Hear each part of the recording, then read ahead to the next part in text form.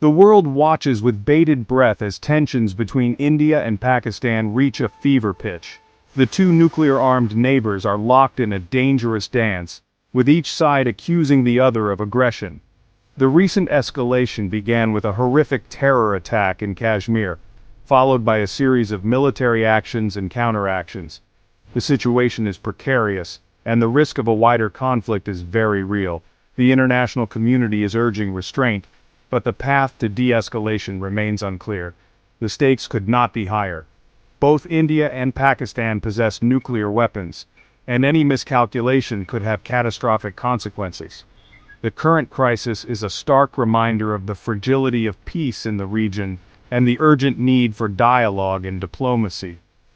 The world cannot afford another war between India and Pakistan, and it is imperative that all parties work towards a peaceful resolution.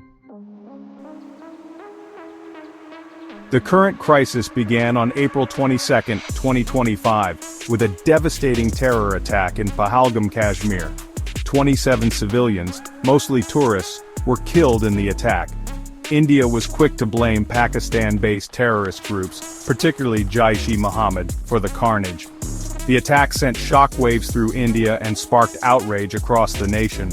India vowed a strong response, and the drums of war began to beat louder. On May 1, India launched Operation Sindoor, carrying out airstrikes on suspected terror camps in Pakistan and Pakistan-administered Kashmir. India claimed that the strikes were precise and targeted only terrorist infrastructure, but Pakistan disputed this claim. Pakistan retaliated swiftly, claiming to have shot down 5 Indian jets and bombing an Indian army base. Artillery and missile strikes were exchanged across the line of control, the de facto border dividing Kashmir. The situation continued to deteriorate in the following days. On May 6, 7 Pakistani soldiers were killed in a bombing in Balochistan.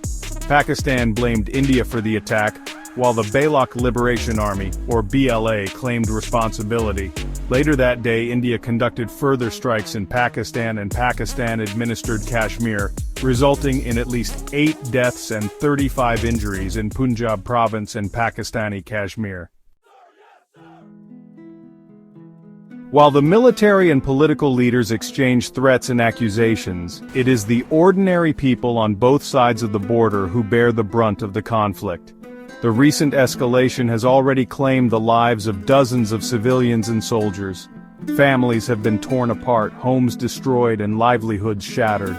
The fear of war hangs heavy in the air, casting a long shadow over the lives of millions.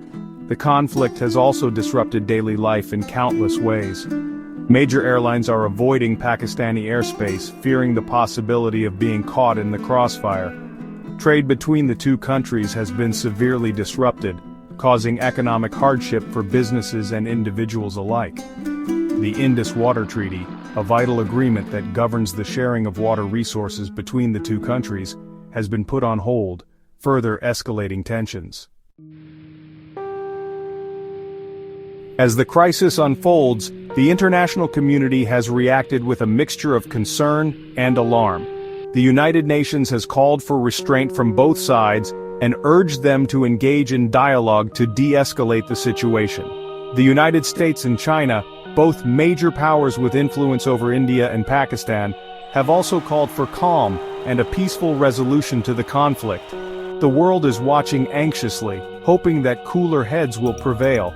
The situation remains tense and volatile, and the risk of further escalation is very real. The consequences of a full-blown war between India and Pakistan, both nuclear-armed nations, are almost too terrible to contemplate. It is imperative that both sides prioritize dialogue and diplomacy to find a peaceful solution to this dangerous crisis.